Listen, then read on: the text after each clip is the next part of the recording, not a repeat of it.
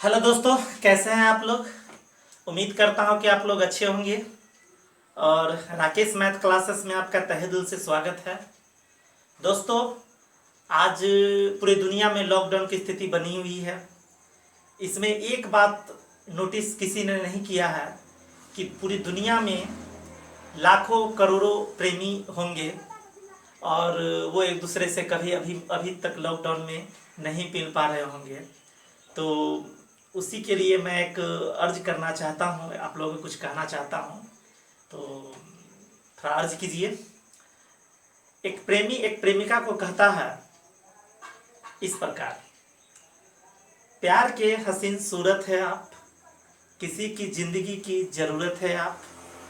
फूल तो बहुत खूबसूरत होते हैं, लेकिन किसी के लिए फूल से भी खूबसूरत है आप। चलिए दोस्तों, और आप लोग जितने भी प्रेमी और प्रेमिका है उनको तहे दिल से मेरा नमस्कार है। ठीक है, और लॉकडाउन बनाए रखिए, इसी में सबका भला है। चलिए दोस्तों, आज हम टॉपिक स्टार्ट करेंगे मैट्रिक्सेस। ये क्लास 12th का सेकेंड यूनिट का अलजेब्रा का फर्स्ट चैप्टर है मैट्रिक्सेस। ठीक है, आज हम लोग इसके बारे में डिस्कस करेंगे कि what is a matrix, matrix क्या होता है।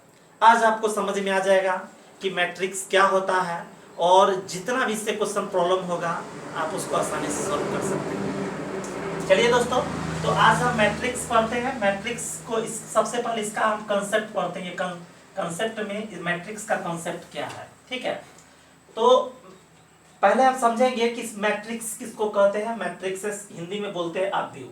ये क्या होता है दोस्तों? मैट्रिक्स क्या होता है कि कोई भी संख्या को या कोई भी नंबर को या कोई भी कंपोनेंट को या कोई भी ऑब्जेक्ट को एक आयताकार बॉक्स में रो एंड कॉलम के रूप में सजाकर लिख दिया जाता है, उसी को हम लोग मैट्रिक्स कहते हैं। मैट्रिक्स को जनरली तौर पर कैपिटल लेटर से सूचित किया जाता है। जैसे अगर हम कोई कैपिटल लेटर ए लेते हैं, ये एक मैट्रिक्स है। कोई भी नंबर, कोई भी संख्या, कोई भी ऑब्जेक्ट को हम लोग एक रो एंड कॉलम के रूप में सजाकर लिख देंगे, उसी को मैट्रिक्स कहेंगे। एक आयताकार बॉक्स में रो एंड कॉलम के रूप में सजाकर लिख देंगे, उसी को मैट्रिक्स कहेंगे। जैसे एक और हम एग्जांपल लेते हैं, जैसे 3x y z, ये भी एक मैट्रिक्स है। ठीक है, कोई भी नंबर, कोई भी संख्या हो सकता है, दैट इज कॉल्ड मैट्रिक्स। अब यहाँ पर दो बात जिक्र आया। एक आता, इसमें एक आया है रो आया है, जिसको हिंदी में कहते हैं हम लोग पंक्ति। ठीक है, और दूसरा जिक्र आया है जिसका नाम है कॉलम, जिसको हम लोग बोलते हैं स्तंभ हिंदी। ठीक है, तो ये रो क्या होता है समझिए। रो और कॉलम किसको कहते हैं? तो कोई भी मैट्रिक्स में जो होता है, वो मैट्रिक्स में जो हॉरिजॉन्टल के रूप में रहे, यानी क्षैतिज के रूप में रहे। ठीक है, हॉरिजॉन्टल फॉर्म के रूप में रहेगा, इसी को हम लोग हॉरिजॉन्टल बोलते हैं। ठीक है, जिसको हम लोग बोलते हैं जॉन्टल। हॉरिजॉन्टल को हम लोग बोलते हैं क्षैतिज। ये हॉरिजॉन्टल के रूप में है। Horizontal, first horizontal, second horizontal, third horizontal. ये हॉरिजॉन्टल के रूप में रहेगा, इसी को हम लोग बोलेंगे रो। और इसको हम लोग बोलेंगे R1, यानी पहला रो है इसमें, ये दूसरा रो है, इसमें तीसरा रो है। इसी में हम देख रहे हैं कि इसमें हम कहेंगे पहला रो है, ये दूसरा रो। अब यहाँ पर कॉलम की बात आती है, तो कॉलम किसको कहते हैं? तो किसी मैट्रिक्स में जो वर्टिकल के रूप में रहता है, वर्टिकल का मतलब ऊपर से नीचे, और हॉरिजॉन्टल का मतलब दाएं से बाएं या बाएं से दाएं। ठीक है, तो वर्टिकल के रूप में जो रहता है, इसको हम लोग वर्टिकल बोलते हैं, यानी वर्टिकल को बोलते हैं ऊर्ध्वाधर। और जो ऊर्ध्वाधर के रूप में रहता है, उसी को हम लोग बोलते हैं कॉलम। जो ऊर्ध्वाधर के रूप में कोई भी अवयव या कोई भी ऑब्जेक्ट रहेगा, उसी को बोलेंगे कॉलम। इसको हम इस तरह से लिखते हैं C1, यानी कॉलम 1, ये कॉलम 2, ये कॉलम 3, इसको बोलेंगे कॉलम 1, कॉलम 2। ठीक है, तो ये आपका मैट्रिक्स का फॉर्म हुआ। ठीक है, रो और कॉलम हुआ। इसके बारे में अब हम जानेंगे कि कोई भी मैट्रिक्स को कैसे जनरल फॉर्म में लिखा जाता है। ठीक है, तो चलिए इसके बाद हम इसके बारे में ऑर्डर ऑफ मैट्रिक्स पढ़ते हैं। ये मैट्रिक्स है।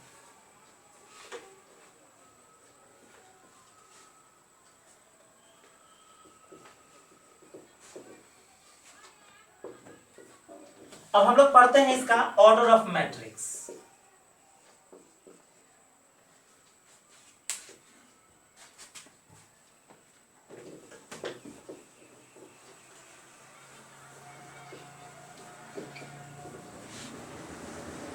अब देखिए ऑर्डर ऑफ मैट्रिक्स क्या होता है, आपको पूरा पूरा समझ में आएगा। इसी मैट्रिक्स में ऑर्डर क्या होता है, ऑर्डर ऑफ मैट्रिक्स, इसको हिंदी में हम लोग बोलते हैं अवयव का कोटि, अवयव का कोटि, ठीक है। ऑर्डर ऑफ मैट्रिक्स क्या होता है, किसी मैट्रिक्स में, देखिए ऑर्डर ऑफ मैट्रिक्स यानी किसी मैट्रिक्स का ऑर्डर, ये कितना ऑर्डर का मैट्रिक्स होता है। तो ऑर्डर ऑफ मैट्रिक्स में क्या होता है कि यदि किसी मैट्रिक्स में रो की संख्या m है तथा कॉलम की संख्या n है, तो उस मैट्रिक्स का ऑर्डर m/n हो जाएगा, m/n हो जाएगा। जैसे मान लेते हैं कि ये एक मैट्रिक्स है, यहाँ पर ये कोई मैट्रिक्स है, यहाँ पे 3 5 2 6, ठीक है, ये मैट्रिक्स है। इसमें रो की संख्या कितना है बताइए तब, 2, यानी नंबर ऑफ रो 2 हो जाएगा। इसमें कॉलम की संख्या कितना है, 2, कॉलम भी 2 है और रो भी 2 है, तो इसमें इसका ऑर्डर कितना हो जाएगा, इसका ऑर्डर जो हो जाएगा, ये ऑर्डर ऑफ मैट्रिक्स हो जाएगा 2/2, यानी 2/2 ऑर्डर का ये मैट्रिक्स है। यानी कहने का मतलब किसी मैट्रिक्स में रो की संख्या जितना रहेगा, कॉलम की संख्या जितना रहेगा, उतना बाई m, उतना बाई उतना होगा। यानी रो की संख्या m है अगर और कॉलम की संख्या n है, तो वो मैट्रिक्स का ऑर्डर m/n हो जाएगा, ठीक है। अब जैसे एक एग्जांपल और समझिए, यहाँ पर कोई मैट्रिक्स है 5 0 3 2 0 1 5 7 1 मान लेते हैं। इसमें हम देख रहे हैं क्या कि इसमें नंबर ऑफ रो कितना है, नंबर ऑफ रो 3 है, इसमें नंबर ऑफ कॉलम कितना है बताइए, 3 है, तो इसका ऑर्डर कितना हो जाएगा, इसका ऑर्डर जो हो जाएगा वो 3/3 ऑर्डर का मैट्रिक्स, ठीक है। तो कहने का मतलब ये हुआ किसी मैट्रिक्स में अगर कोई मैट्रिक्स ए है, उसका अगर ऑर्डर, उसका ऑर्डर अगर उसका ऑर्डर m है, मतलब कि सॉरी, किसी मैट्रिक्स में अगर रो की संख्या m है और कॉलम की संख्या n है, तो उस मैट्रिक्स का ऑर्डर m/n हो जाएगा। यही ऑर्डर ऑफ मैट्रिक्स हो गया। चलिए आगे हम देखते हैं इसके आगे।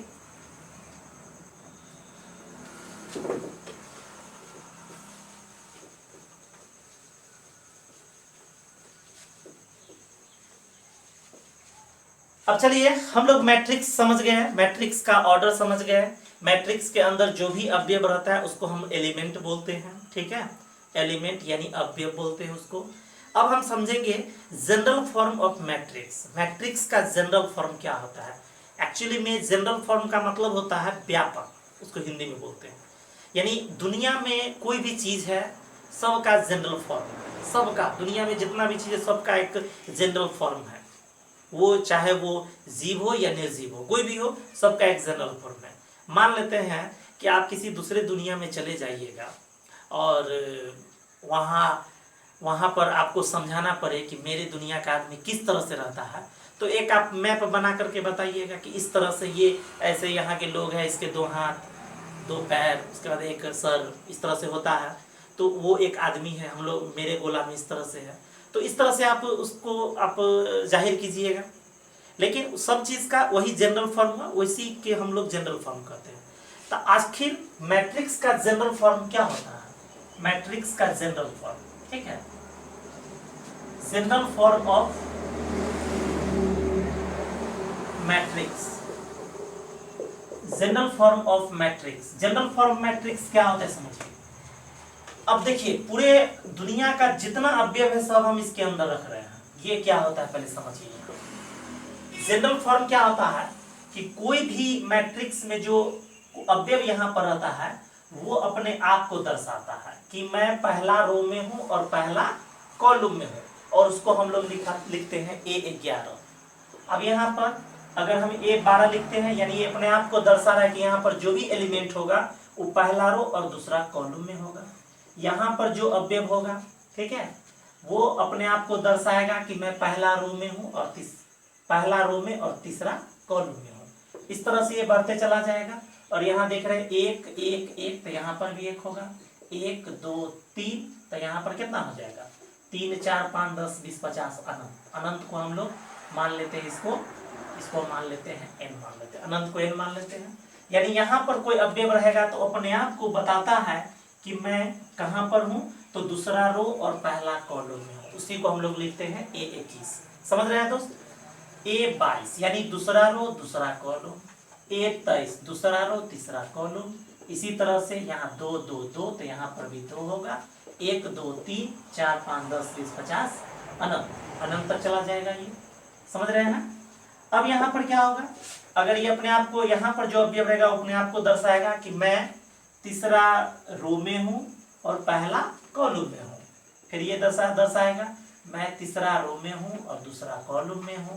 ये दर्शाएगा मैं तीसरा रो में हूं, तीसरा कॉलम में हूं। और ये दर्शाएगा कि मैं तीसरा रो में हूं और अनंतमा कॉलम में हूं। इस तरह से ये बढ़ते जाएगा अनंत तक। यहाँ तक हम अनंत तक आते हैं।